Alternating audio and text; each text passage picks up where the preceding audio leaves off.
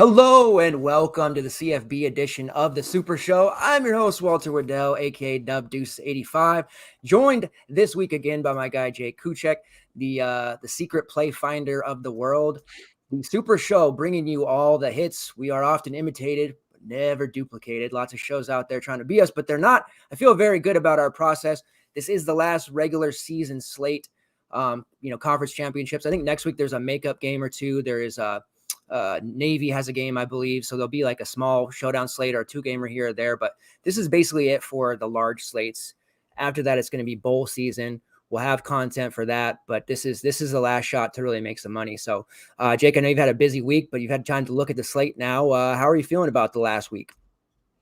Yeah, I'm excited. It's this one's for all the marbles in terms of the actual teams that are playing, and then also in terms of our bankrolls to before we get into bowl season. This is the last chance to really boost ourselves up.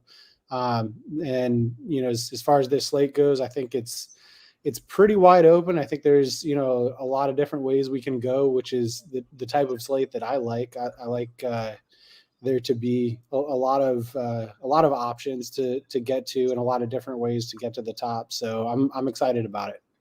Yeah, for sure. Because with the bowl games, you want to have during bowl season, I try to change my selection a little bit because people from NFL or NBA, they get interested in college football that don't normally grind it. So during bowl season, you start getting more casual players who play. So picking up these head-to-heads or going a little harder in cash games is a good thing to do. And if you have that extra bankroll, then you can definitely do that and bully the lobby a little bit. So, and you have things like people sitting out randomly, reported and not. So this is the last one where you can feel pretty confident in the news that teams are trying to win these conference championships. Obviously, they're trying to get, the teams that can, college football playoff spots.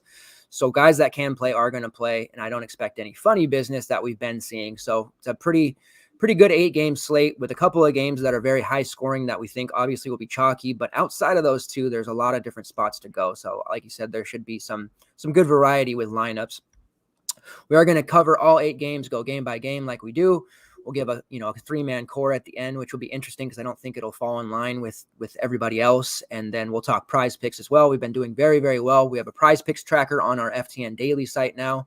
So you guys can definitely check that out once those picks are posted, but we've been running pretty high each day with CBB, especially, but college football prize picks. I'm really glad that you learned that you could play it because it's been a very profitable season with prize picks, and their numbers continue to be soft, and there's some good ones on there already. We have noticed that the day after the show or before Saturday, that numbers change. It's not necessarily because of us, but if you guys are going out there and hitting these numbers early, like we say, they are changing those numbers, and we're noticing the next day that some of these are going up pretty significantly. So if you're watching the show live or in the morning on demand, make sure that you guys are entering those prize picks, 24 hours in advance if possible, to get that best number. If you guys have live questions and you're watching live, we appreciate it. Pop them in the chat there. I do have access to look at that. I will answer those as we go, or on demand. I'll check the comments and we can answer those as well. Make sure if you're not a member of FTN already that you get over there. We do have the gold package, variety of 10, 20% offs going on. All niche sports. If you get into the Discord, it's pretty much worth the sub itself. Even if you read no articles, we post all the depth charts, lineup changes, if anybody's out, secret scratches, stuff like that. Consistently all season long, we've had where players were out and the industry, kind of missed on it. And they were 30, 40% owned and we were off of them. So when you get stuff like that in a situation, that's a big edge to have. So the Discord is definitely where it's at. All right, let's jump in and talk about Baylor versus Oklahoma State, a game that, either team, I think, feels they have a claim to maybe, a higher end bowl game, or there's a scenario where maybe they could, sneak into the CFP if things break right.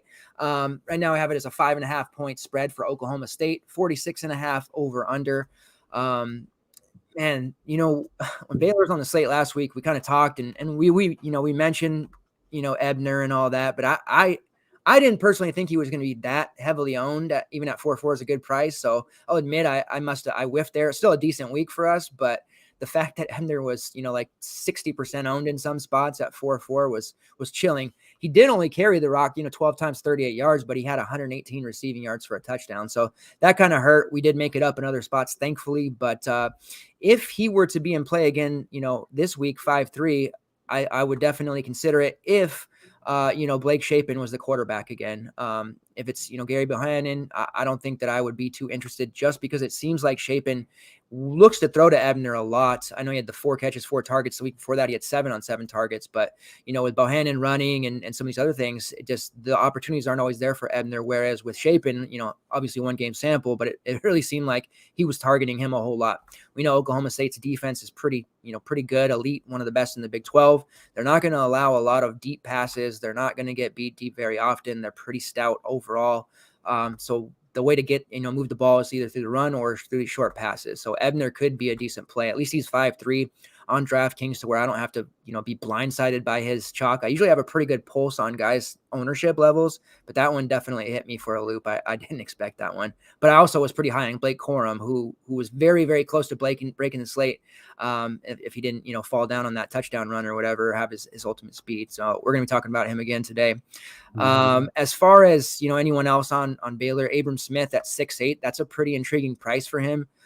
He's usually in that low 7, mid 7K range, still going to get roughly 20 plus carries. Like I said, to move the ball, they're going to have to run or do these short passes.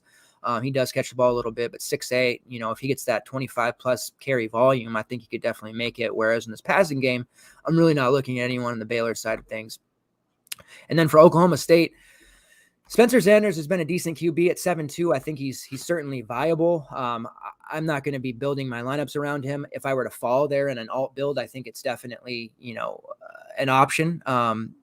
He's been pretty good. This 5-game winning streak, he's been running, 20, 25 fantasy points pretty consistently in 3 of his last 4. So I think he's viable.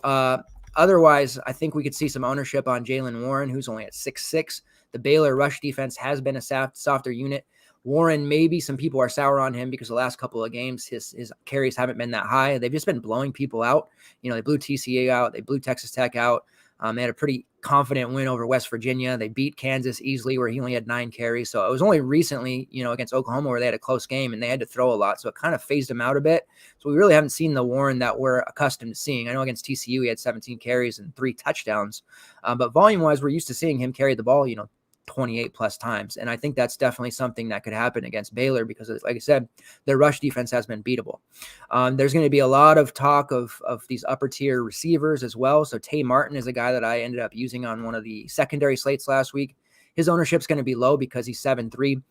You're looking at Pittsburgh guys. Addison's way higher, but Wake Forest guys at his range.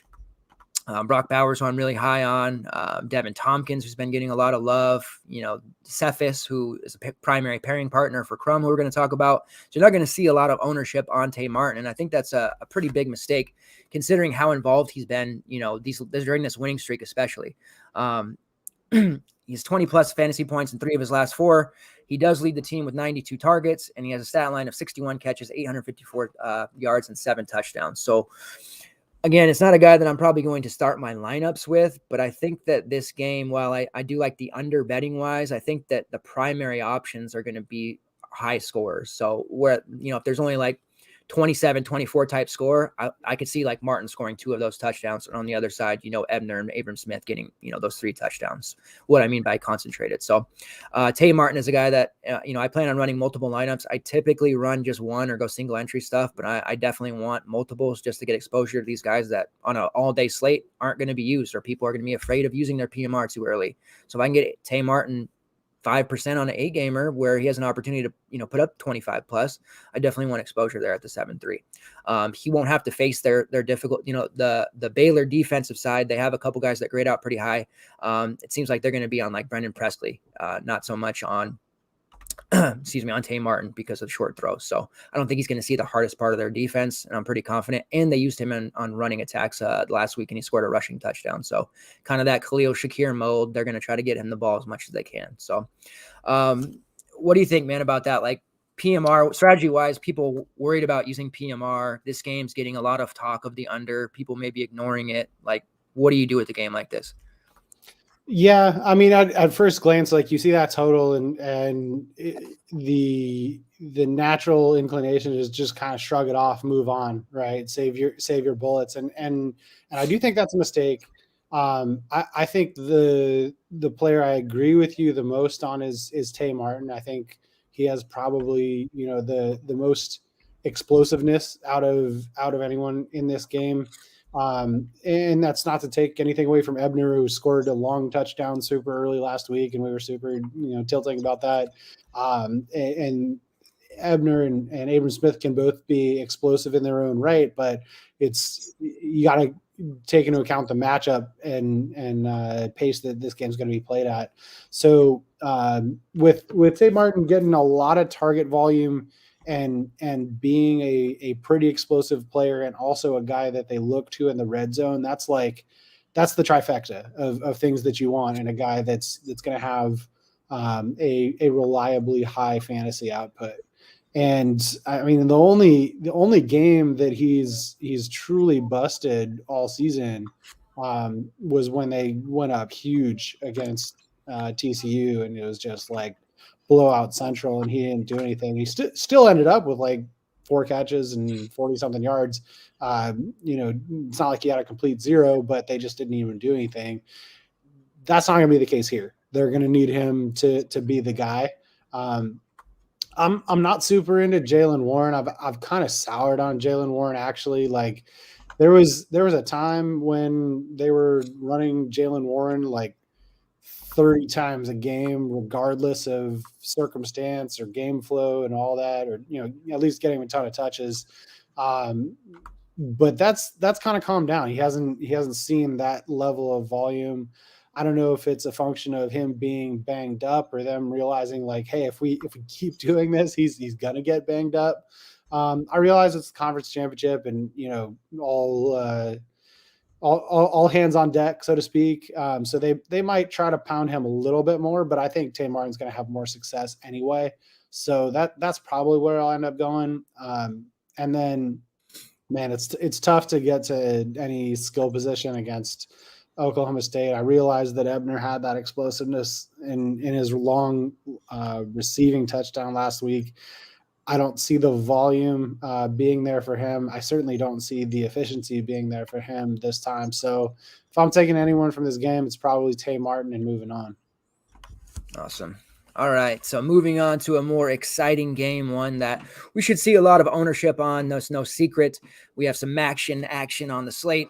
Kent State versus NIU. They're -3.5 favorites, 74.5 over under. Highest on the slate. We have that ACC title game later. That's 71 over under on DraftKings. So a lot of points to be scored, and a lot for box score lookers to look at, as Kent State and NIU already played each other this year.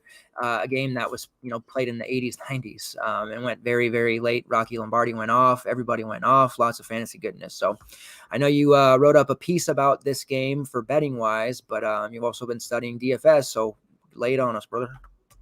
Yeah. So one thing to look at before we get into the nitty gritty of the players, this is going to be played at Ford Field.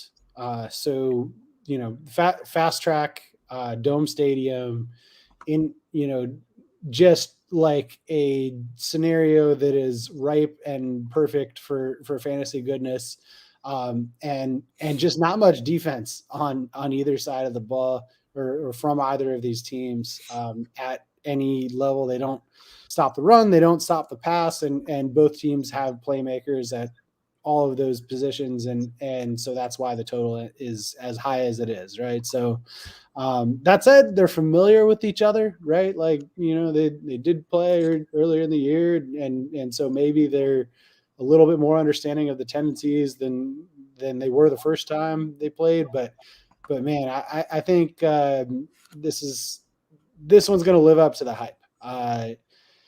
Starting out at quarterback on the Kent State side, Dustin Crooms, I think he's the MAC Player of the Year, Offensive Player of the Year. Won one of the awards.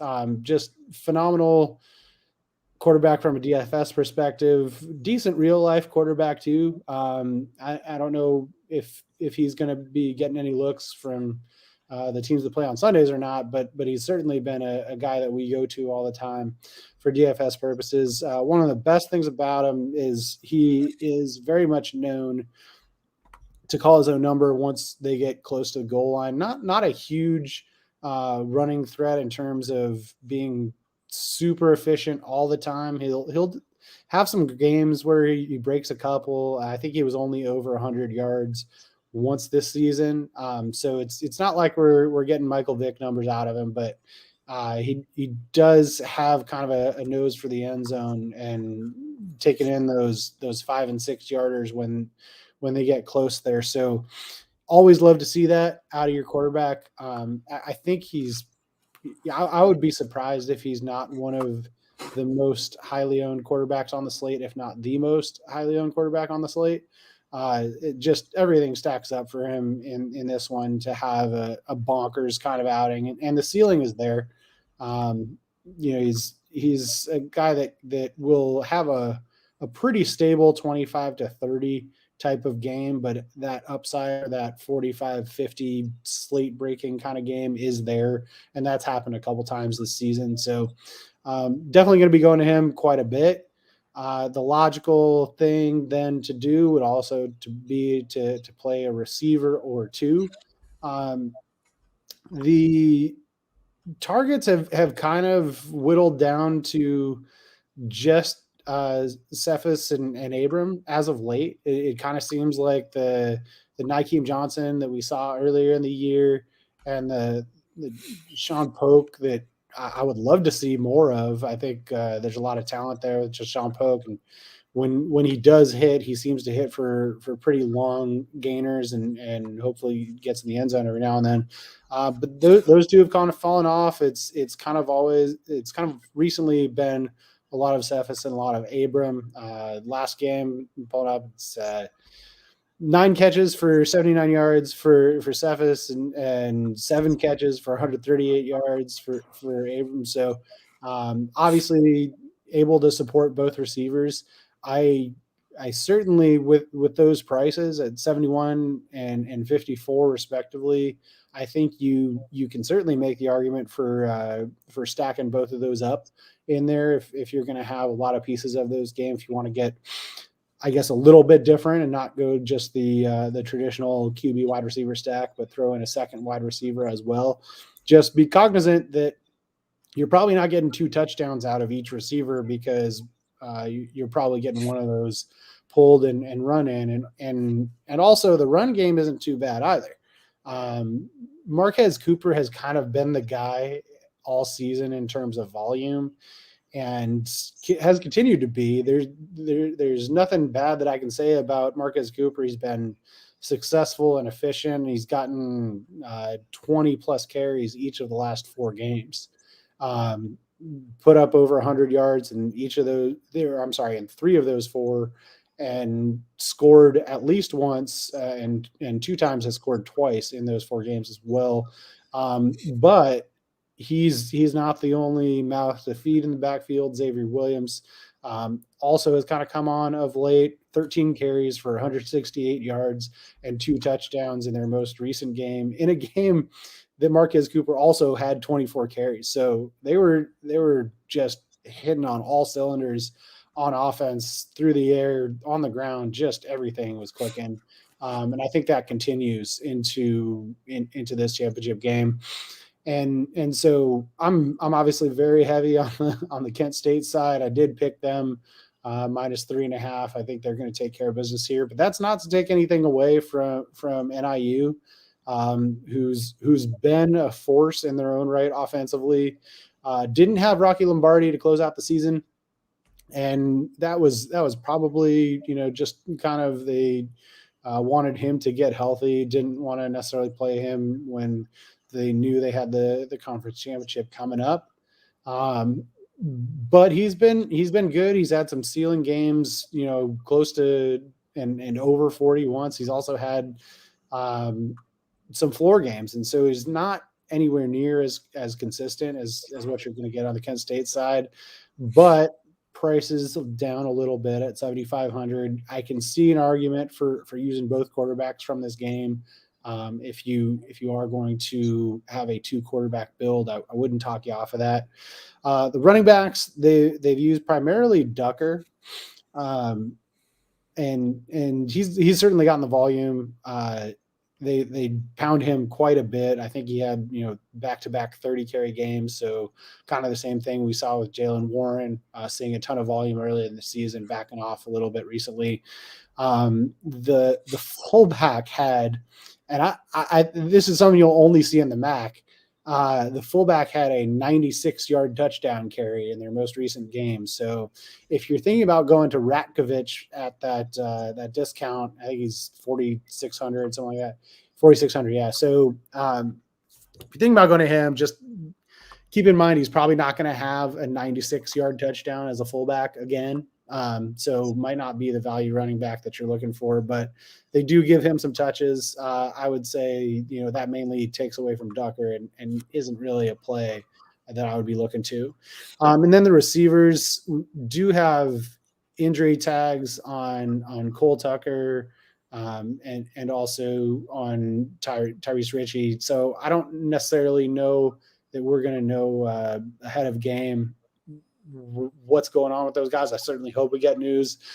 If they're both out, then Trayvon Rudolph is probably the best receiver on the slate, because he's incredibly explosive, and they'll have no choice but to give him a ton of volume.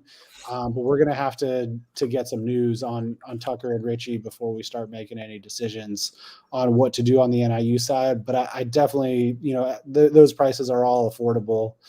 Tucker, especially, you know, if he's in play at 5K, he gets a ton of volume when he's out there and healthy. And so that, whether or not it's part of a game stack, I think I would want exposure to him if he's playing. So definitely need to get some receiver news on the NIU side. But I like everything about this game. I think this is going to be one of those that absolutely lives up to the hype, and you'll want a lot of exposure to this game, despite it being, you know, early in the day and you wanting to save your optionality somewhat. I think you still want to get a lot of exposure to this game. Yeah, definitely. As far as running, I'm gonna start with running back as quarterbacks. Did a good job there on the whole game. I don't need to rehash that. Running back for NIU it's very, I mean, pretty much for all of the MAC teams, it seems like a committee. It's very, you know, outside of Kovac, very frustrating. Jay Ducker, you know, he's getting all the volume, like 18 to 20 carries pretty consistently. He was over 100 yards again last game, but he's just getting robbed for touchdown after touchdown and pilfered and vultured and all of that. You know, Ratkovich has pilfered him numerous times, 7 touchdowns in the last 5. And then out of nowhere, seemingly, Antario Brown rushed 5 times for 77 yards last week and 2 touchdowns himself. The week before that, 3 times for 71 yards and a touchdown. So they have all these other guys who are just super. I mean, Brown's really fast. I wouldn't say Ratkovich is fast. I didn't see the play. I don't know how he ever made it that far without getting touched, but Brown is a really the real deal. Like I could see Brown being a really good guy for them in the future. I don't think he has the run style to take an every down type of thing, but he's definitely a fast guy that they want to get looks. So it's hard because you look at that 5-6 price for Ducker in this matchup against Kent State and say, yeah, you know, when they played him last time, he ran 19 times for 101 yards, 2 touchdowns. Like that's great. Ratkovich scored twice in that game, and then Brown didn't get any carries. So it's a little bit different now. So even though that price looks good for him, it's probably a GPP spot only.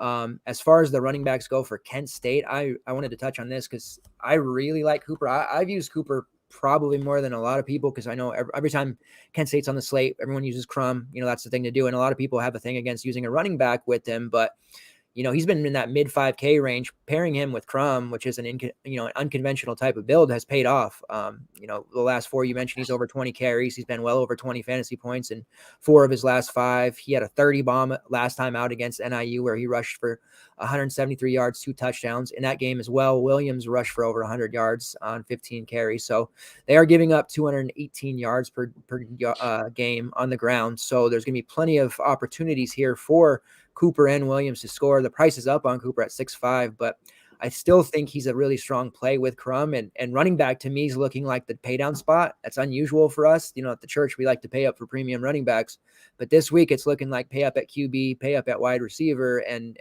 take some of these cheaper running backs. So I don't have a problem if you want to go Xavier Williams. I do prefer Cooper just because I know he's going to get that early work, and Williams will come in and you know, get these touches here or there, but I just know that I just feel more confident in Cooper. Obviously costs more. And then as far as wide receivers go for NIU, if the depth chart is to be believed, and that's not always the case, Ty Ricci is not on the depth chart. Sounds pretty doubtful. Cole Tucker is on the depth chart. So hopefully Tucker does play. He's an absolute beast. 5K for him is a steal of a price. He has 32 targets in his last 3 games. He didn't play last week. It was kind of a late thing where it kind of broke late. You did a good job getting that info for us. This was the game actually when they played where Richie got hurt.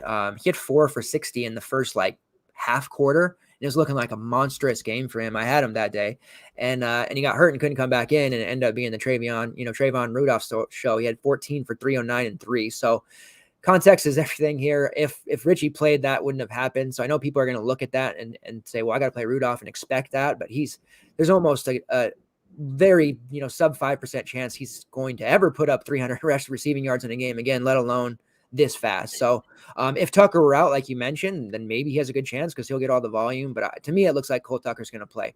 And if that's the case, I'm really close. I have the article written. I'll be releasing it tomorrow. I have him tentatively in my 3-man core because that price point is so good. As far as PPR points go for DK, he's kind of taken that Richie role, with Richie hurt. Richie was a high volume guy. Richie has 71 targets in 9 games. Rudolph has 74 and 12. So that kind of shows you, Rudolph's that deep threat.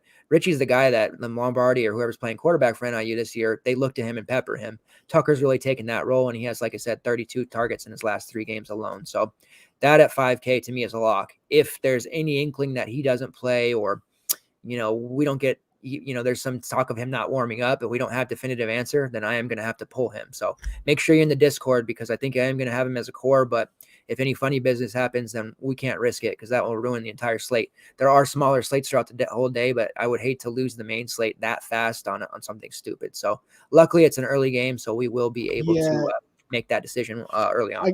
I guess the only thing that I would add to that with, it being a conference championship game and guys, kind of having the inclination to try to tough it out, even if they're not 100%. If we get news that he's in, but you see those beats saying Cole Tucker, gutting it out, we'll give it a go in warmups. Yeah. Oh man, that's a pretty dicey feeling to lock in on a guy, because I do love the price, and if he was fully healthy, I'm with you. That's a great price for a guy that's going to see that kind of volume. But if he's anything less than 100%, it's like you're burning that spot pretty early. If he gets 3 and 40 or something, right? So we really want to pay attention to the news. Discord is crucial. Absolutely. Yeah, for sure. And that's where I'm going to be running some of these. It's an all day slate. Usually on the early, the main, all that, I can run one and be good, but this is an all day thing. So I am running multiples just in case if one of my lineup crashes and burns and I've got something else to kind of, grind throughout the day. So I am running multiples. I'm usually Mr. Single Entry. So I am putting that out there because if it seems dicey, then I will pull them out of my main just to be safe, but I'll still have exposure somewhere and I'll throw away lineup. As far as Kent State goes, receiver wise, man, with the top, because you're right, all these rushing touchdowns that come and Abram's emergence, and I've been waiting for Abram to really become this guy since last year. He's kind of like a mini DK Metcalf. Dude's just ripped. And I've been waiting for him to really kind of take off, and seeing that last week kind of gives me that hope that they're ready to give it to him finally. At 5'4", he's definitely worth the shot. I was pretty high on Cephas coming into the slate, but 7-1. The Wake Forest guys are in that range. Some of that one, Roberson's even cheaper. So Cephas, even if he gets 100 and maybe say 701 touchdown, that may not be enough on this slate, right? Yeah. So I probably would lean a little bit more towards Cephas just because he's been reliable for longer. And so I think I'm willing to pay that premium for, him being the guy, and he's had some incredibly explosive, 3 touchdown type games. But I have no problem going to Abram or pairing him with Abram. I want as many pieces of this offense as I can get my hands on, is kind of the bottom line. Sure. And so, I don't really have a problem paying a premium for Cephas either. Sweet. Yeah. So pretty much in agreement there with priority wise, because we're going to get a lot of questions in Discord for sure about, hey, how are you going to prioritize these guys? Crum obviously is going to be super chalky. That's kind of just the guy you play. Maybe some Lombardi action. And then for me, I'm probably going to have, I am going to have Cooper, in my main build, most likely with Crum, and then some Williams exposure there too. And then I'll just kind of dance around the wide receivers and kind of mix and match in the different lineups. So absolutely is a crucial game to get right, because it's going to be so high scoring, and there probably won't be too many busts if this goes out the same way that we just saw them, in the beginning of November when it was 52-47. All right, next game, Utah State versus SDSU. This is one that I think is going to go under the radar, and maybe it shouldn't. It's a 50 over and under, so I know it's not exciting. -6 is the spread for SDSU. The nice thing is Utah State, their offense has been, it's a banger all year. We know that, but their defense has been pretty soft, pretty easy to beat. SDSU's defense has been good. However, they are struggling with a wide receiver type. They've given up some big scores to, kind of deep threats, or, these Khalil Shakir types. And I'd say I would put Devin Thompkins kind of in that range of guys that's given SDSU trouble. I don't know that I'll end up getting to him at 7.4. It's definitely a price that's really cheap when you look at, he's been almost 9K for the last 3 slates. So I definitely want exposure. He didn't have to do much last game. It was the Derek Wright show. Yet again, that seems like we've been saying Derek Wright's name a lot lately. And so I think he's definitely in play against SDSU, especially at expected lower ownership. Like Tay Martin. I'm really attracted to Tay Martin this week because he's going to be low owned, and I think he has just the same upside as some of these chalkier options. And I could say the same thing with Thompkins. He has just been putting up some monstrous numbers this year outside of, last week's dud that was kind of wasn't needed because of Wright. It looked like the defense, I did watch some highlights. They were keying in on him a little bit more, and maybe that is, something we're worried about. But 138 targets on the year, which is top 5 in the nation, 1,500 yards, 9 touchdowns, just an absolute stud. As far as the others, and I'm not going to be using Bonner at 7.9. That's just, the price is too high for me now, even though it is his quarterback spot now. Running backs are cheap for Utah State, but Tyler seems to have really lost his hold again. I thought he was gaining it back, but then it seems like maybe he lost it. So Noah's getting carries. I'm not going to be touching that spot for the Aztecs. It's going to come down to Greg Bell again. He's that 5.2 price, Jake, where, the last few night slates when he was in that mid 5K range, he never changed. And it's like, we kind of almost begrudgingly just had to keep playing him because we know what he's capable of at this price. And if he gets that 15 to 20 carry floor, he could definitely hang 20 plus on these guys, because Utah State's rushing defense has been an absolute sieve. They've given up games of 200 plus yards many times. And Bell hasn't been that bad. When he's up in that 6K range, it's a little bit harder, but he's been, 4 of his last 5, right around 13, 14 fantasy points, which I know is not a sexy number, but if he can score a touchdown and give us 80 at minimum at 5.2, I think we feel pretty good with upside for more. So what do you think about, using Greg Bell at that price in your main? And then is Jesse Matthews for real? I'm not going to pay that, but it's kind of a joke at this point because we keep writing him off, and he went off again. What do you think? Oh, you're not all in on the Tompkins Jesse Matthews run back stack? No, not this time. Okay, it's funny because that was my shout last week was, Jesse Matthews. He's been awful except for 2 games, and he's spiked in those 2 games. What if he does it again and then he goes 9-1, 33-1? And I'm like, what if I just trusted myself? And right. So if you're into alt builds and you're MMEing and you played one of Tompkins or Matthews and you don't play the other, I will be very mad, because you should absolutely do that. If you're playing one, you should play the other. Man, just get Greg Bell in the end zone. I'm so sick of 17 60 and 0 and 15 60 and 1. Like, can we get a 100-yard and 2 touchdown game out of Greg Bell just once? And could he do it in the conference championship? This is a good matchup for him.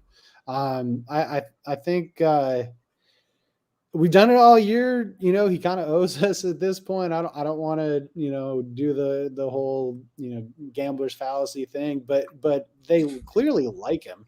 They clearly want to give him enough volume, and maybe it's the case that they wanted to save him for what was going to happen later in the season with, a conference championship game and then a bowl game. So maybe he does see more volume like he did against Hawaii or New Mexico, and he got 20 plus carries. At 5'2", you gotta pay attention to it. So I don't know that I'm going to him in my main, because I do like a lot of running backs on this slate, and those spots are going to be valuable, but I'm also not going to discard him either. I think price is I guess the price has been accurate because he hasn't had those explosive games, but price does still, again, seem too low for what we know he's capable of. Yeah.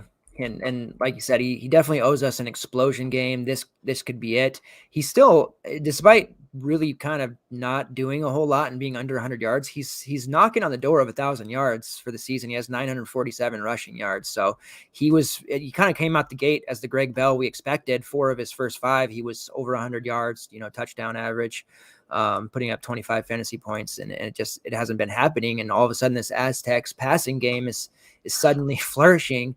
They went back, Lucas Johnson got hurt, and they went back to Brookshire, and Jordan Brookshire actually looked pretty damn good. I think that I do want to mention him at 5'9" as kind of like an alt type play at QB that no one's going to be on, because 3 of his last 4 starts, and they've been pretty sporadic, week 2, week 6, week 7, have been over 20 fantasy points. So despite not playing him much, when he's out there, he's doing damage. He's kind of a dual threat guy, not necessarily in terms of yardage, but he does have 5 rushing touchdowns in the 5 games he's played in. He's been adequately throwing the ball. He doesn't throw a lot of interceptions. I don't really know why they don't necessarily use him a lot. He doesn't necessarily do a whole lot of electrifying things, but he doesn't make a lot of mistakes either. And he is capable of moving the ball. So I wonder this mid-season when they went to Lucas Johnson, honestly, because I thought Brookshire was worth playing, and he came in and he showed that against Boise. So if he starts at 5'9", I think he's viable. And if you're going to go with the Matthews, you might as well go the full meal deal and pair him up with Brookshire and just get all. When did he come in that Boise State game? How far into the game were they? I think it was this. I want to say the second quarter, but I could be wrong. Yeah, it was like late second, I think. Yeah, 15 attempts is obviously not a lot. No. So you want to see more volume than that, and even games that he did play the whole game, it's not like they're chucking and some of those completion percentages are pretty brutal, but maybe he's improved a little bit as the season's gone on. So that's probably a very GPP build, though. We're not talking Brookshire and Matthews with a Thompkins run back is that's an extremely low owned GPP build.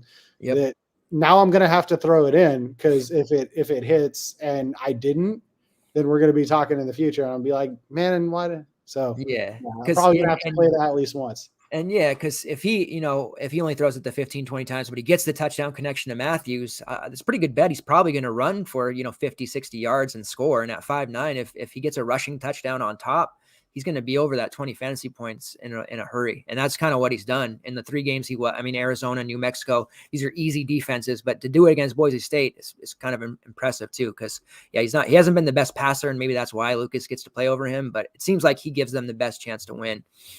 I don't know. I think, that's a GPP winner there. If anyone's running some multiples, I think you want to get out there and roll with it. As far as the rest of Utah State goes, I think it's Tompkins or nothing. I know Wright's been sexy, but he's up to 6K now. McGriff's kind of fallen out after being, kind of that guy in the beginning of the season that was catching touchdowns. Bowling is Bonner's guy. I'm just not targeting against SDSU too much unless it's Tompkins. Yeah. All right. Sorry, just to touch on that, I was nodding my head demonstratively on Tompkins, and I wanted to mention just like the whole game log watcher thing. People are going to see, Wright had this crazy game last week, and Tompkins didn't do anything. Why would I ever pay 7-4 for Tompkins? Yeah. And that is the absolute wrong way to think about that. Tompkins is, far and away the most talented guy on that team, and the most explosive guy on that team. So Wright is good in his own right, but Tompkins has the highest ceiling for sure, and you want exposure to him if you have any exposure to this team. Yeah, because his profile is what has hurt this Exactly. So, all right, next game, App State versus Louisiana rematch. We have seen this game earlier this year. This was the one when I was listening to App State radio for injury news with Cameron People. So minus 2.5 point spread in favor of the Mountaineers, 53 over under. Kind of just burn through the quarterbacks real quick, and then we'll circle back around and you can give your take. I rarely would ever play Chase Price at any price spread alone, almost 7K. And I kind of feel the same about Levi Lewis. Even during these games when they were on showdown slates with these teams, I oftentimes found myself actively trying to avoid playing them. And that says a lot about avoiding playing a quarterback on a showdown slate when they're putting up consistent 14, 15 fantasy points. So I don't think the QBs are the play here. I don't think the WRs are the plays here either. They're pretty sporadic. Hennigan's had some games, Sutton, Lacey on the other side. There are some plays there for GPP, sure. But really, for me, I'm looking at the running backs. And it starts with Cameron Peoples, who's only 4K. I mentioned Blake Corum is cheap. I'm going to be looking at him. Peoples had suffered the reason I was listening to the App State radio, and I did it like 2 or 3 weeks in a row. So I got familiar with their guys, but was because Peoples, he had some injury status. He missed some games. And we know Cameron Peoples has as much upside as anyone on the D1. Last year's bowl game, he had like 4 touchdowns. That's kind of when he put on the map, and he was just going nuts. This year, he jumped out, scored 10 plus touchdowns in the first 5 games. He has 13 on the season, and he really started out hot. And then the injury came, and Noel's emergence came, and he's kind of just hasn't really been needed. They've kind of brought him along slowly. Week 11, he did have 23 carries. So against South Bama, 90 yards, didn't score. But then the last 2 games were pretty much blowouts, so he didn't play quite as much. And I wonder if they're just trying to save him for unleashing for this bowl game. So I feel like the 4K is going to fool people. They're going to, again, if they look at box scores, they might say, well, he was hot at the beginning of the season. Now Noel's taking over. This guy's, just a backup. And that's a really big mistake, because even if Noel gets the first series, I wouldn't be concerned, because they're going to run the ball so much. Noel is going to get 15 plus, and as long as ULL doesn't just jump out to a 21-0 lead. If that were to happen, then yeah, disaster would strike, and we would be looking at panic time. I just don't see that happening. These teams, they know each other quite well. They played each other relatively tough the first go round. And I just don't see it being a blowout on either side. Neither does Vegas. So I'm not too worried about, getting game scripted out. It was a 41-13 massacre by Louisiana, but I just, like I said, I don't see that happening this go around. So if people are going to, not go to Peoples because they're worried about that kind of thing, I'm happy to have him at low ownership, because I have a hard time seeing him get under 20 touches in this game, whether that's through receiving or just all carries. Same token for Nate Noel at 4.7. I think he's very much in play. I'm less likely to play him, even though he has been the guy, the last part of the season getting 100 plus yards, 3 of his last 5. He's been getting the bulks, but like I said, I just think Peoples, they've been saving. If he's fully healthy, as it sounds like he should be, I've been doing the research on that, reading the message boards. They're going to unleash him. So Peoples at 4K to me feels like a steal. That's why I'm getting at paying down at running back. There are some premium options at the position, but there just seems like way too many misprices at running back to ignore. And then on the Louisiana side, I'm a big fan of Montreal Johnson. I've been using him a lot this year. It's tough, though. I can't use them in my main, because they're going to, there's a trio. He could get 5 carries, and if he's not, popping off and Chris Smith is, they're going to give it to Smith. Or if Montreal comes in and he bangs out, 7, 8, 9, 10 carries in a row of 50 yards or more, they're going to give him the rock, and he'll be the one that gets 20 carries. So it's very much hot hand the way they run this trio. Some weeks it's even Amani Bailey, and they're all cheap for that reason.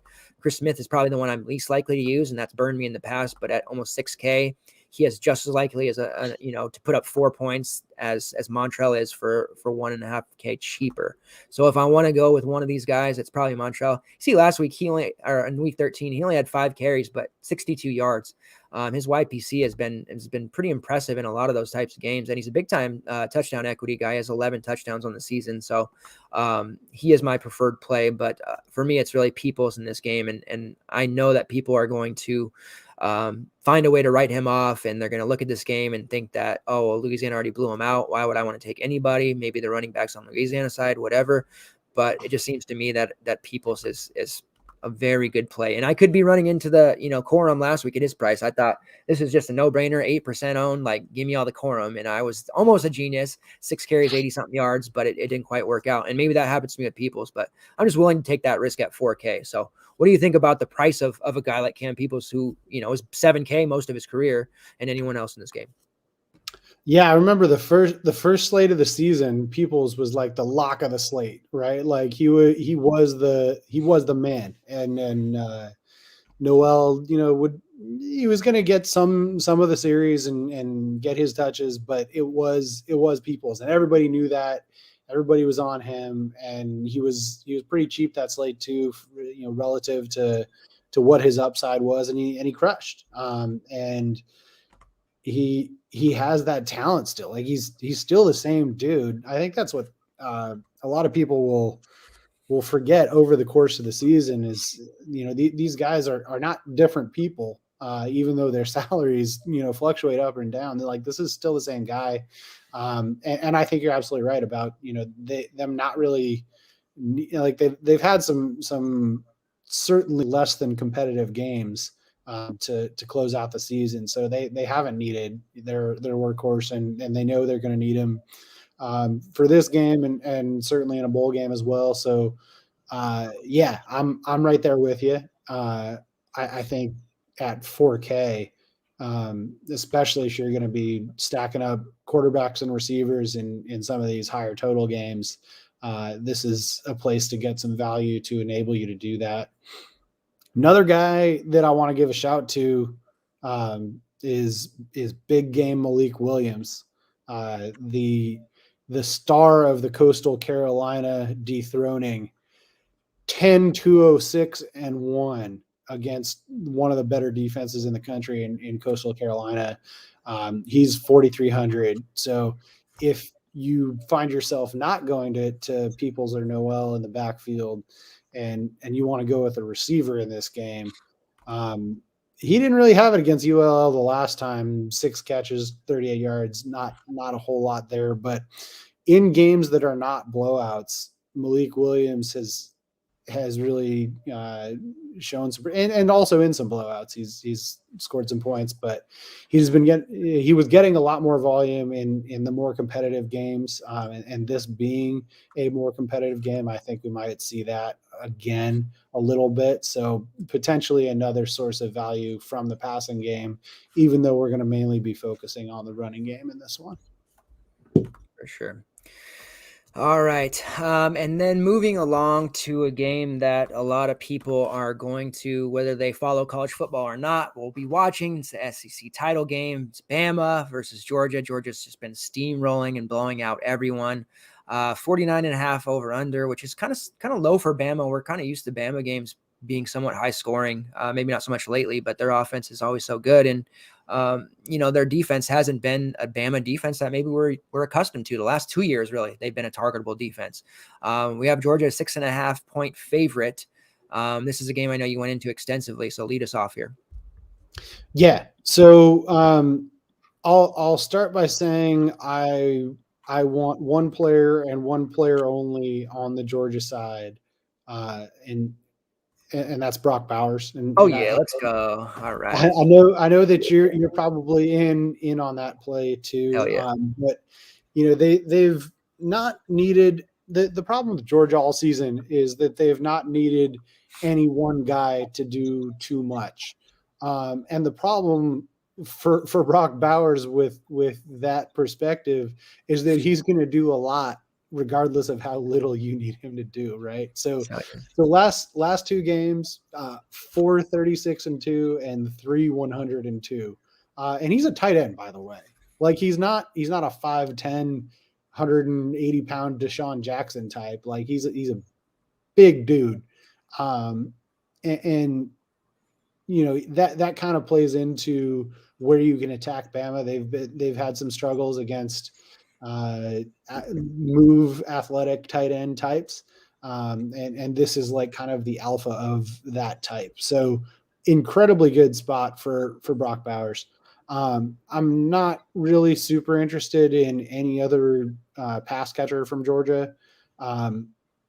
if you want to go to Zeus and think that, they've been saving up Zeus all season for the championship game, and that could very well be the case, as may be the case with a lot of these running backs. They haven't had super competitive games to close out the season. I don't think an opponent has gotten within 40 points of Georgia in a while. So I understand why they haven't given Zeus a ton of volume, even though we would have loved to see it as DFS players.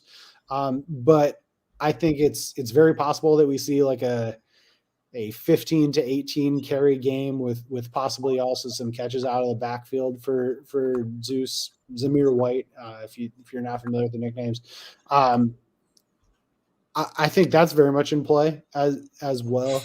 So he's not a pass catcher, but he may end up catching some passes out of the backfield. And so if I'm looking at anyone besides Bowers, it's probably him, but I think there are other running backs that I would rather go to on this slate. Then on the Bama side, we've said all year,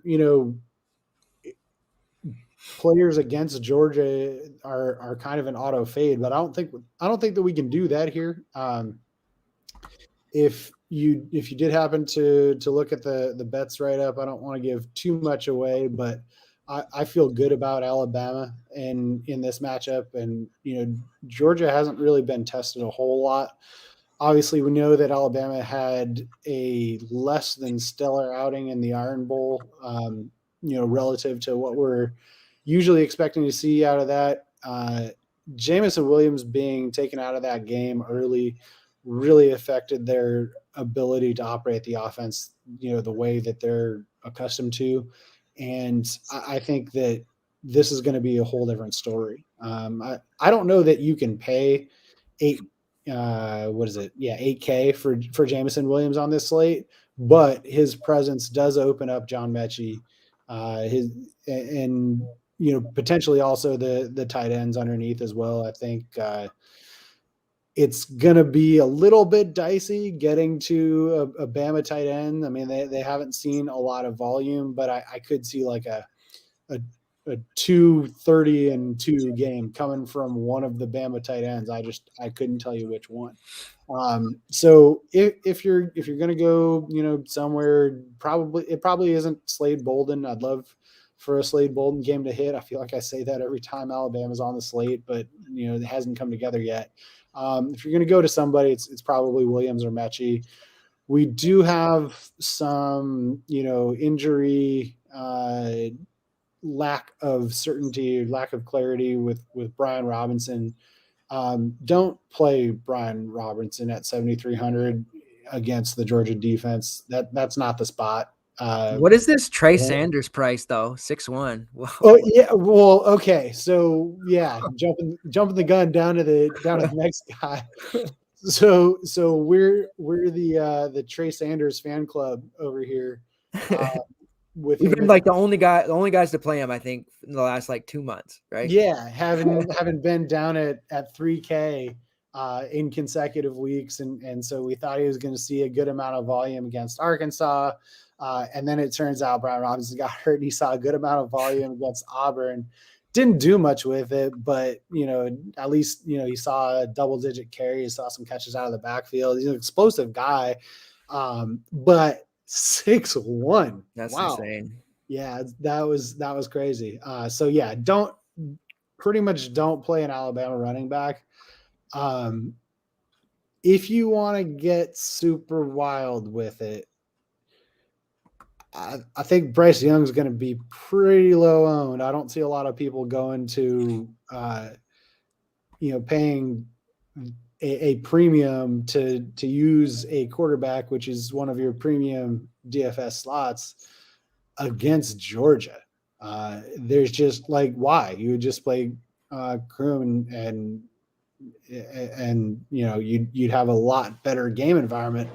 But if you're going to play one of Williams or Mechie, you're betting that they're going to be airing the ball out and see a lot of volume. And this is one of those games where we're going to need to see what Bryce Young can do. And he's a Heisman contender, I believe. He's looking to solidify their spot in the CFP.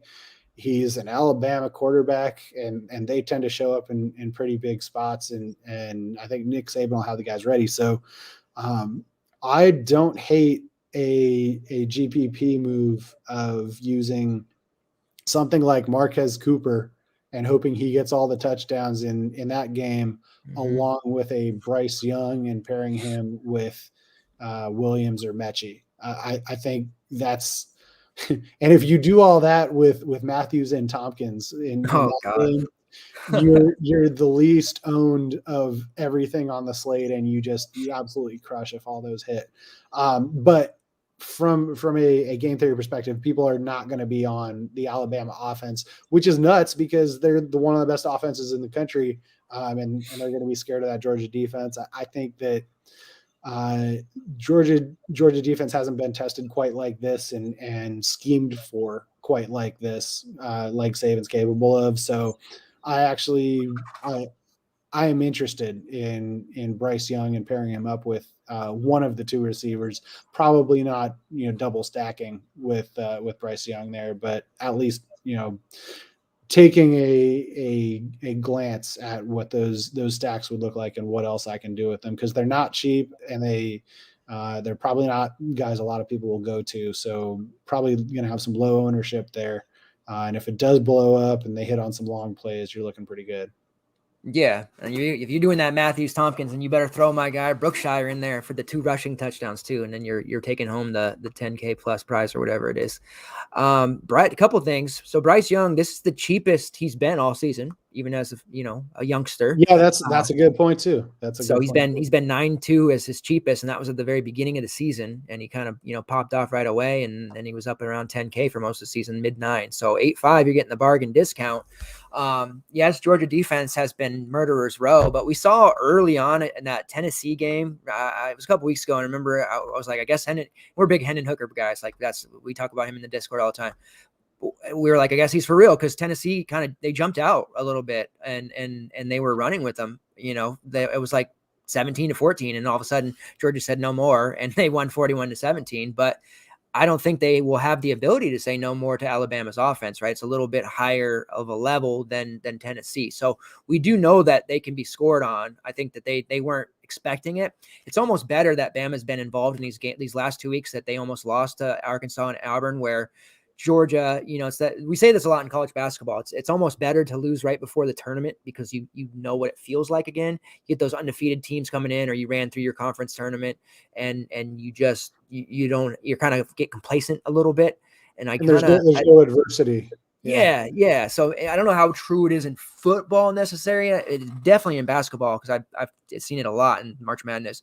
But I do have that worry as well. Like I don't want to bet this game. I read your piece though, and you made good points to where if I was going to bet it, I would definitely bet what you're saying, because Bama's offense is that good. But I could see them maybe if they smack Georgia in the mouth early and they get down like a 17-7 type thing, they may not have the offense to come back. Although they do have the weapons, we just haven't seen it. I'm having a hard time saying Stetson Bennett is the guy over JT Daniels.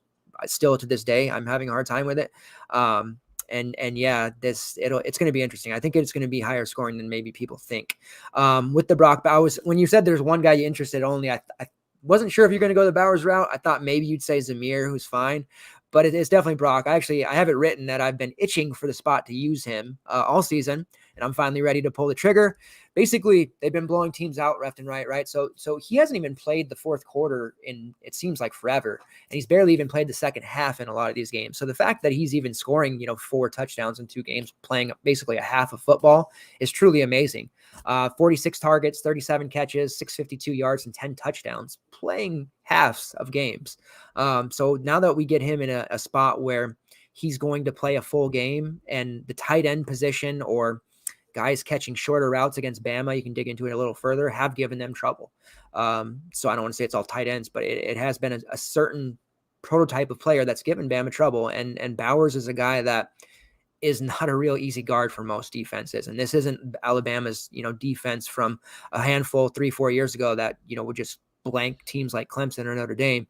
They don't have that defense this year, I don't think. So Bowers is a guy at 6'7", I've been seeing people kind of just write it off saying it's too high of a price, and that's fine with me. I'm on these Tay Martins, Brock Bowers, these guys that are, 6'7", 7K. Like, I'm fine paying them and getting low ownership on them and sacrificing some exposure to Wake Forest, Pittsburgh if I have to.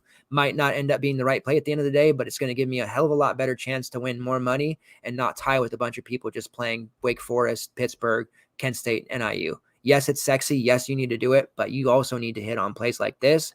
And if Bowers is going to be like 8% owned, and we know if he gets a full game, he may catch 3 touchdowns. He may have a Kyle Pitts game from Florida last year where he catches 3, 150 and 10 catches and just goes berserk.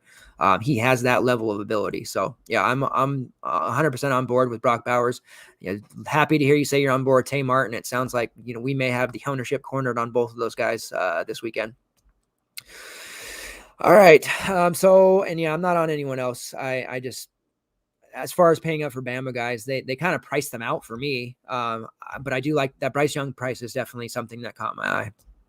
All right. Yeah. Next game, Houston versus Cincinnati. Cincinnati's 10.5 point favorite, 53 over under. Houston's offense has been very good most of the season, and their defense has been really stout. I don't think people are realizing how good their defense has been. We know Cincy's defense has shown some, cracks in the armor, and they've had a few games where they struggled, but the SMU game, which everybody had circled, they blew them out, took care of business last week. Ritter has been the Ritter of old that we expected. I know last week he didn't have to necessarily do as much because they took care of business against ECU, but he still threw 301 yards on only 17 completions, 28 pass attempts. So, and he didn't have to rush either, but the previous 4 games, he was above 40 rushing yards, which is when Ritter's at his best when he's running. He's only 9K, which is kind of cheap. The way he's performing, he really probably should be a little bit higher. I can't use him here because I think the Houston defense is to be respected. But in one of those alt lineups that I'm, potentially working on, I think getting some Ritter exposure is probably a must. And I know you're a big Ritter guy too. And you've pretty much, I got to give it to you. You've been the Jerome Ford whisperer earlier this year. When I first started with FTN, you had called that massive game. I think it might've been against UCF. I played him because you're all gung ho and it worked out. And then you jumped off when it's time to jump off. So I'm going to trust you on the Ford situation this week. And then as far as receivers go for Cincy, I really don't take them.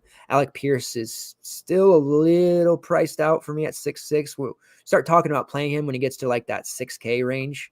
I think he's fine, but there's too many random Tyler Scott touchdowns or Josh Wiley for me to trust any of those guys.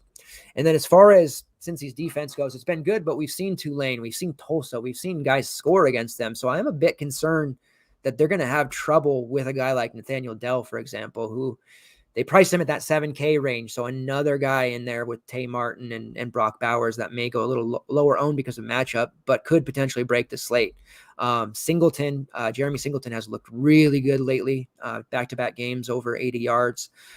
He's had 4 games of double digits, so they're involving him more, which has taken some defensive pressure off of Dell. So it's not like since he will just be able to, double and triple Dell, they'll get beat elsewhere.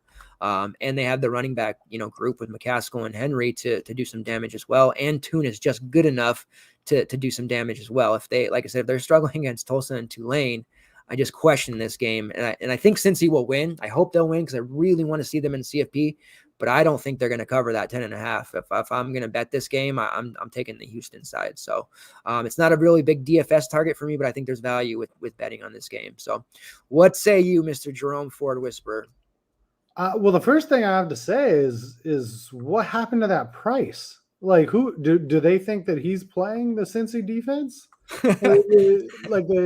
He's been an 8K running back as far back as I can remember. Has he ever? Okay, so yeah, so he was until last year or whatever. He was 7K. Yeah, well, and actually in that 4 touchdown UCF game, he was 7,200. Okay, yeah. So he has been below it, and that was the time that I was on him. As blatantly as I have been. But I think this is another good spot. I think, Ritter has kind of been the man, and, they've looked at him. He's gotten the rushing work, gotten the rushing touchdown work. We haven't seen a 30 carry game from Jerome Ford all season. And he doesn't really need that kind of volume. It's more about, getting the long touchdown. Is he going to get that long touchdown that gets him over that bonus and also gets him the touchdown? I think with the way that Houston's defense is going to be keyed on Ridder, I think this is a pretty good spot. As far as using Ridder himself, I feel kind of the opposite. I feel like the price is not at its peak necessarily, but has come up high enough that, I would rather use a Kroom or even a Bryce Young and save a little bit of cash on that. I think that price is way too low on Ford though. And that's not to say that there aren't other running backs in that same price range, Cooper being one of them that you could save a little bit on, and potentially see some more explosiveness and some more usage. But man, when they get inside the goal line, even though, they're trying to make Ridder into the guy and a draftable quarterback out of Cincinnati, they just give Ford the goal line touches all the time. He has one game all season that he doesn't have a rushing touchdown. I'll say that again. He has one game all season that he doesn't have a rushing touchdown. Like, he's going to get a rushing touchdown. He possibly will also get to 100 yards or get a second touchdown. And at 7,100, I mean, that's probably going to be, up there in terms of the top running back scores on the slate. We don't have a lot of the old guard of Kenneth Walker's and Braylon Allen's, and obviously we're not going to see Bijan Robinson. Like, we don't have those guys who are these huge, pay $9K plus because they're going to get 40 points worth of upside running backs on this slate. I think there's a good chance that Jerome Ford is the top running back performer on this slate. I think that, is probably a 25 to 30 point game. It's not going to be necessary to get a 40 plus point game from the running back position. And, 7,100, that's not a terrible price to pay for that kind of upside and positional viability. So, yeah, and that's interesting. That makes me want to use him because most other places that I've poked around at are kind of looking at the matchup and saying, well, Houston hasn't given up any 100-yard rushers, but they also haven't faced a very good group of running backs. And I think people are maybe overlooking the fact that, they've played Grambling State, they've played Tulsa, Tulane, the victim of their own conference. I know, Temple, South Florida. These are teams that just don't have good running backs. When they played Memphis, they rolled out your guy Rodriguez Clark, Mr. Plotter, because they didn't have Brandon Thompson's healthy. They just played UConn, so it's not like they're facing a Jerome Ford level running back. So while I get their rushing defensive stats look impressive on paper, it might just be the fact that they haven't faced anyone that's of his quality, right? Well, it's that in his game script too. Like, they've been up big more often than not, right? And yes. So you don't usually get a whole lot of 100-yard rushing games when teams are losing by 25 points at halftime, right? Like, they're chucking it. So they aren't usually double-digit favorites, or I'm sorry, they aren't usually double-digit dogs rather. And so in this spot where they are, I think that, and maybe he ends up low owned. I haven't, looked at ownership projections a whole lot, but I think it would be a mistake to do a full fade on Jerome Ford. And I'm actually very interested in him this week. Yeah. And like I said, I gotta trust you because you've hit on Ford more often than anyone else I've seen. We'll see if we can continue that. Because I think this is a prime spot because I just don't know that he'll pull the ownership, but maybe that'll change as time goes on. But right now it looks like, the ownership projections aren't really up right now. This is just me doing my due diligence and talking to people and poking around and, seeing where people's heads at. So I like the Ford call. I might have to make some room for him in some of my other lineups now. All right. Now the sexy game that everybody's going to be on as well. So we have the MAC, final, we have the ACC final. These are the two games over 70 total. So we have a 71 total here. We have a 3-point spread in favor of Pittsburgh. Going to be probably pretty close to what we saw when Pittsburgh played Virginia just a few weeks back when both teams were just scoring at will, and it was a big time day for Addison. People on the Virginia side went nuts. It was it's only 48-38, so maybe not as high scoring as you'd think, but Armstrong threw for 500. My guy Keaton Thompson went nuts. Wicks went nuts. Like, everybody on the opposite side of Pittsburgh's defense went nuts, which is what Wake Forest will do. And then, of course, Addison, he had his 4-touchdown, 200-yard game, and nobody else really did anything. It was just him. And then Vincent Davis had a nice rushing game, 4-touchdown game for Kenny Pickett. So I don't think you can go wrong with either quarterback. And they're both, I'm talking Sam Hartman and Kenny Pickett, and they're both priced enough to where it's like, if you really like one guy over the other, I think you just make that decision and don't let price dictate it. If you really need that $200, then okay, I guess play Hartman. But I just don't think it's a price point issue. I do think I prefer Hartman over Pickett just because Hartman's going to give us that additional rushing upside that Pickett necessarily won't. Pickett has scored rushing touchdowns. He has run in the past, but we're just seeing Hartman games where when they get into the goal line area, he'll just call his number and he'll punch it in. I mean, he's had multiple games of 2+, 2 rushing touchdowns back to back, and then a bunch with one. And on the season, he has 10 rushing touchdowns. And I don't think anyone that doesn't grind or follow the sport like us would probably not even look at him and think that he has that kind of rushing upside when he does. And he has 34 passing touchdowns and ATP's made ATP a star. Their running backs are really kind of just mediocre to blah. CBS wasn't really that good. We thought he would be without Kenneth Walker, and that didn't pan out. So I like Hartman personally just for the rushing upside, and I think you could do similar to what we saw Brennan Armstrong do against them when he threw for almost 503. He didn't have the success on the ground we're used to. He was actually -27 because he got sacked a bunch of times, but I definitely think Hartman has the cannon to crush them offensively. So I'm on the Hartman train over Pickett, like both.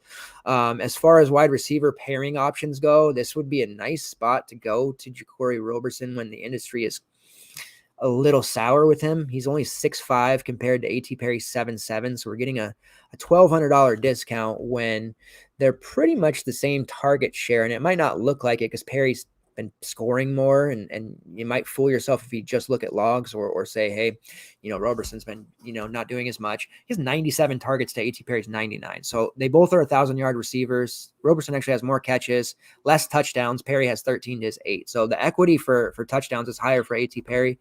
Whenever they get down the field, it seems to be Perry who scores. So he does have the higher floor because of that. But I don't know that it's worth paying $1,200 more for when this is going to be a perfect game to go to Roberson. Kind of has that at Jordan Addison about him as far as PPR catching goes. And this should be a game where he goes over 100 receiving yards. I think his PrizePicks number is under that. I'll have to double check when we get there, but there's a bunch I like this week. But I'm definitely a fan of hitting his PrizePick total over 100 yards this week and could see, an 8-9 catch game pretty easily. So if the industry is, like I said, sour on him, like it sounds like they are, he would definitely be the guy I'd want to play over Perry. Personally, you might be different, but that's how I feel.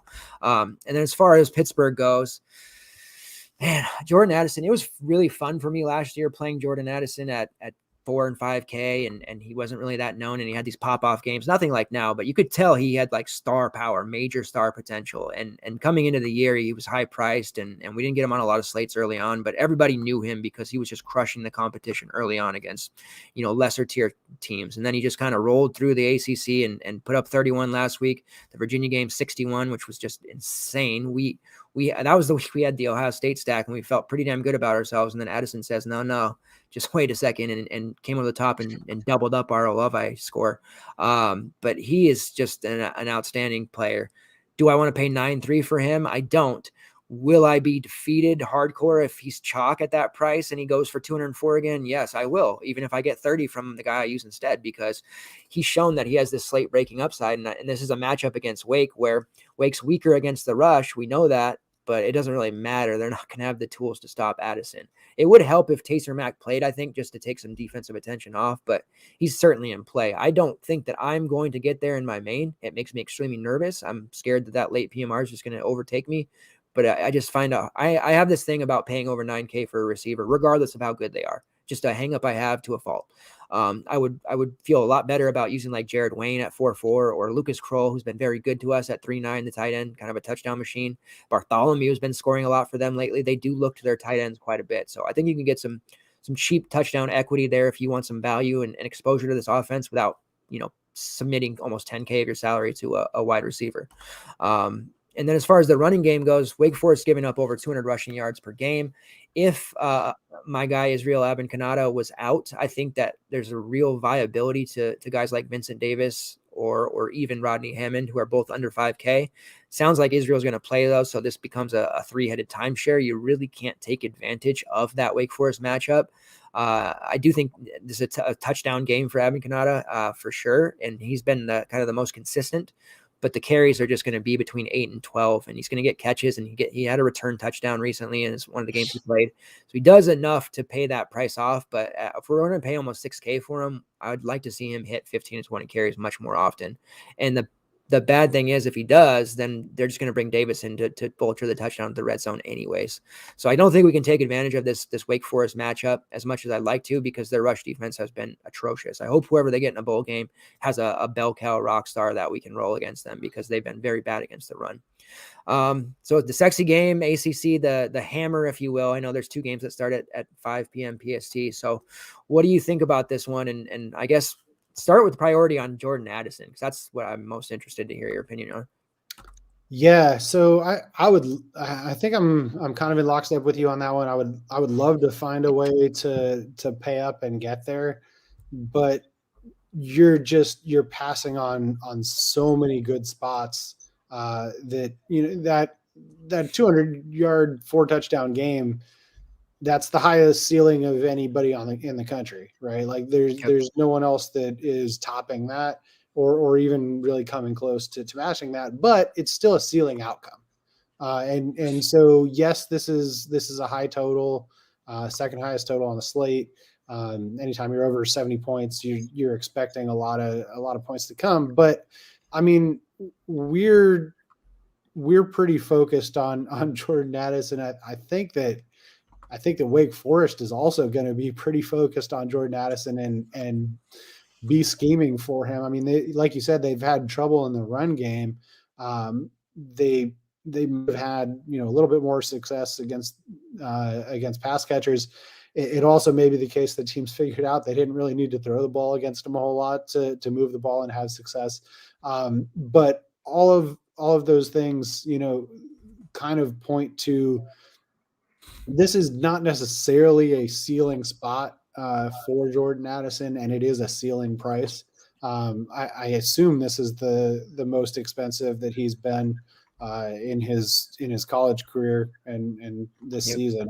I'll double check that. I mean, roughly the same price last week. And by the way, last week is a lot closer to what I would expect the outcome to be. I mean, not 11-81-2. That's a very, I'm not going to say a median outcome. That's still a good, an above average outcome for Jordan Addison. But it's not a ceiling outcome, and this is still a ceiling price. And so with both of those things taken into account, he feels kind of like I've felt about Braylon Allen and then Breece Hall when they're a luxury play.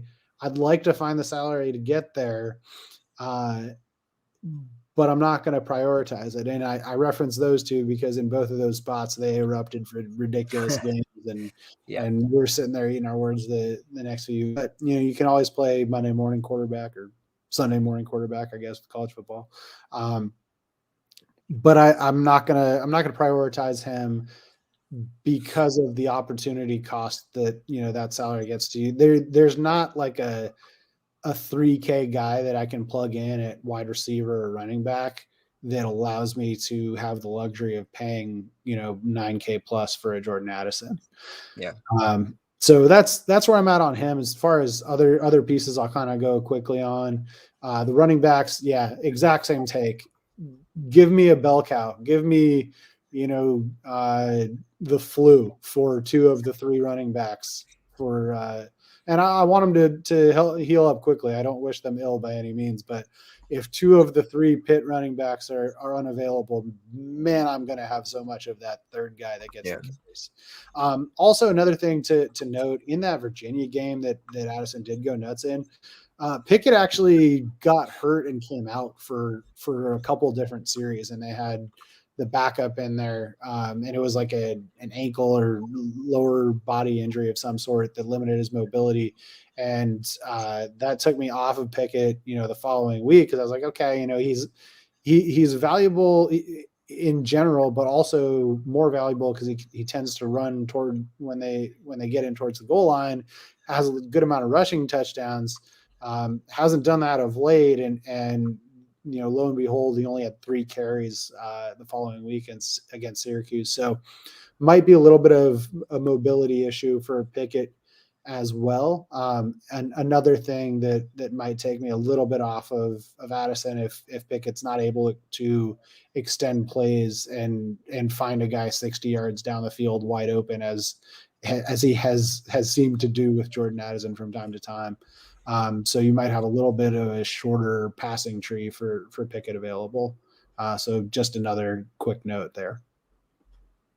Good point. That's a good call. So that kind of pushes you towards Hartman more than Pickett then because of the rushing. Yeah. I think you do get a little bit more rushing upside with Hartman. And the running back situation on both of these teams, it's hard to pinpoint a guy, and it's kind of, with Hartman anyway, it's kind of seemed like he's turned into their running back, which you wouldn't have thought, was really his profile, like you said. But a rushing touchdown in 7 of the last 8, I think, something like that. And, multiple rushing touchdowns a couple of those times. That's, I guess so. Sam Hartman, go get your work done. So yeah, if I'm paying up for one of the 2, it's probably for Hartman. But I'm probably going a little bit lower at quarterback. In the mid 8s is probably where I'm focused at quarterback. Fair enough. All right. And then moving on to the last game here, Michigan versus Iowa, 43.5 total, 10.5 point favorites is Michigan. I've harped about Blake Corum, so it's no secret where I'm looking. This is another game you featured in your betting piece. So you start us off here and tell us where to look. Don't. is really where I would go with that. Not playing Cade McNamara. The flow chart for Cade McNamara, we know by now. Is he playing Michigan State? You can play him. If not, go away. So the issue with the running backs, because obviously Hassan Haskins, this was his coming out party. He showed the world that he's Jim Harbaugh's kingmaker, and they gave him not all the work, because Corum did get some work, but they gave him enough goal line work to get 5 touchdowns. And certainly pounded the rock with 28 carries. I'm going to go out on a limb and say that no running back in this game is going to get 28 carries. There's not going to be enough possessions for a running back to get 28 carries. It's going to be, these long drag out drives that bleed clock and end up with a missed field goal from 45 yards out. It's just, this is, if the Pitt Wake Forest game is the hammer, this is like, I don't know, the thimble or something like this. This is not a game that you want a lot of exposure to rocket yourself up the leaderboard at the end of the night. 8-7 is too much to pay for Haskins. I know that he had the great game last weekend. It's not going to happen again. I think, first of all, I think Michigan is in the most classic of all possible letdown spots, in terms of coming off of the win that saves the program against Ohio State and Jim Harbaugh finally getting the monkey off his back and them celebrating and now they got to go play a physical Iowa team that is exactly the foil of the type of offense that Michigan types to run. I mean, you can't really run on Iowa, and Michigan can't really pass. So I don't see Michigan having a lot of success. I'm not even going to talk about the receivers. Like, just no, I'm not going to do that. I will say, because they don't use him entirely as a receiver, they had some gadget work with Henning. He's 3'7". If you need a punt at wide receiver, which there are not many of this week, and you messed up and you have that much salary left in your flex spot that late slate of games, Henning might be a shout, just because they did try to get him involved, and when they were near the goal line and hadn't seen much of him, so maybe we'll see him again this week. But just in terms of their normal pass catchers, I'm not really interested at all. Then on the Iowa side, we've been pretty meh on Goodson all year. I'm going to continue to be meh. Got 20 plus carries each of the last 2 games against mediocre opponents. You'd think those would be pretty good spots for him to blow up, but he's just not getting in the end zone enough. 7 rushing touchdowns on the season doesn't seem too terribly bad, but 3 of those came against Kent State. The rest of that, very sporadic rushing touchdown equity, and they're just not giving him the volume near the goal line that he's going to need to get to be successful, and certainly not against one of the tougher defenses in the country in Michigan. And then as far as the receivers go, it's kind of the same story. These teams are pretty much mirror images of each other, with very little quarterback and receiver talent, and they just kind of want to pound the rock as much as possible. So I did take the Iowa and the point side on the betting, and I also could be convinced to take the under. I just think this is a classic Big Ten game, just a lot of trench warfare and battle of field position, war of attrition type stuff. That's exciting football for some people, but not for DFS players. So just not a whole lot of interest in this game overall. Yeah, that's a good call out about the letdown spot. That's especially when you're dealing with college kids and stuff and mentally drained. That could definitely be the letdown. And I'm fully prepared. I'm not looking at anyone either. I mean, the Haskins price of 8.7 is comical. If people want to chase that, that's totally fine. But if Corum is healthy and it's said beforehand that he's ready to go and he's going to get more work, like maybe they're saving him for this game is what I'm hoping. I don't know that I can get away from 4-3, even against a tough opponent like Iowa, just because he pass catches. He's such an electric type of player that I wish they would have priced him even at 5K, and I probably could have walked away, but I'm going to have a hard time getting away from Corum at 4-3, and it might be to my detriment.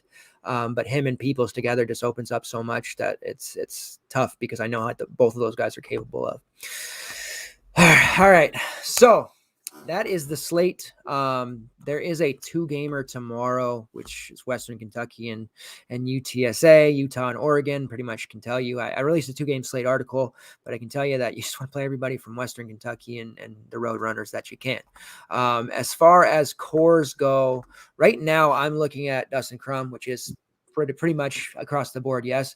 Cameron Peoples, I think is kind of my core RB right now, just at 4K. I find it hard to believe he's not going to get a lot of work. And then I do have Cole Tucker there with a note about checking his status prior to lock. So it's a bit of a chalky quarterback core, but 2 maybe riskier plays at the moment. What are you thinking for a core 3? So I think that I'm probably going to be with you on Crum. I think that's going to be a really hard spot for me to get away from. I'm probably going to be the only person mentioning Jerome Ford in my core, but I'm gonna go there as well at the running back spot, and then probably gonna go Bowers at the wide receiver spot. So pretty expensive core. I don't usually like to do that. And so we'll have to find some value somewhere else. And in lineups where I have all three of those, I'm probably trending towards people's, like you mentioned, and maybe an Abram instead of Cephas kind of thing. See some value where I can. But yeah, I usually try to find at least one value guy in the quarter, but those are three guys I just feel very strongly about having, if not top raw point, at least top point per dollar games at their respective positions. Yeah. No, I love Brock Bowers' call, man. It's he's gonna have a great game, I think. And then as far as prize picks goes, there's some really soft ones. Sticking on Bowers, I mean, 44.5 receiving yards. That to me feels like a slam over. I think 50 at minimum. I would be willing to take that all the way to 60 if PrizePicks decides they want to move that over the next day or two before the slate. Ja'Cory Roberson over 73.5 receiving yards. I just said I like him over 100, so 73.5 feels pretty low to me. And then as long as my guy Cole Tucker plays, over 4.5 receptions, I like him for 6+ catches. So those are my top three. I have others, but I don't want to steal them all. What are some prices you're looking at? Yeah, so I'm guessing we're not using anybody from the 2-game slate. So I had some good ones on. You can throw them out there if you want. Well, I could. They've gone up significant. Well, at least one of them. I think the most egregious one was the Sincere McCormick at 84.5 rushing yards, and I think that's up to like 97 or something now. Okay.